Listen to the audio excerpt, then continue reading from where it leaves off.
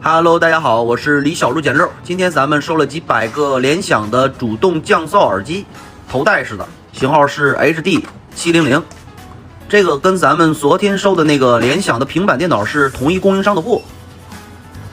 主动降噪蓝牙耳机，它可以充电，可以蓝牙连接，也可以有线连接，都是全新没有拆封的，有塑封膜。后边是一些参数介绍。电池容量比较大，然后待机时间也是比较久，播放时间20个小时。当然，官方介绍是播放时间20个小时，实际的话肯定10几个小时没有任何问题，因为官方介绍是参考，是吧？具体要根据听多大音量或者怎么使用决定。刚才我拆开了3个，随机抽查了3个，打开以后大家看一下这个样式。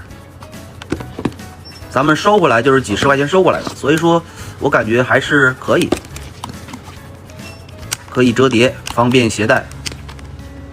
因为咱们之前收过太多蓝牙耳机了，也拍过很多次视频，但是耳机如果拍视频的话是测试不出来效果，因为连上蓝牙以后，实际听的话跟视频拍出来肯定是不一样。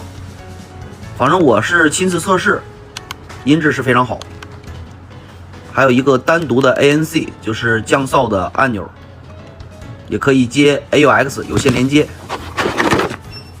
里面这个配件是有一根充电线，然后也有一根那个，这个盒里面啊，这个线在这儿，刚才是放到这儿了，就是带2根线，一根充电线，还有一根是这种 AUX 有线连接，可以直接插到电脑上啊，或者是有这种接口的手机上都可以，可以有线连接。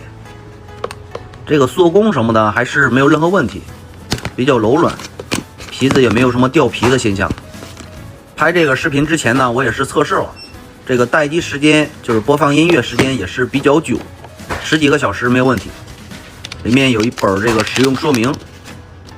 其实蓝牙耳机操作是比较简单的，尤其这种头戴式的耳机，还有那种挂脖的运动耳机，这2个耳机操作都是比较简单，而且故障率是非常低。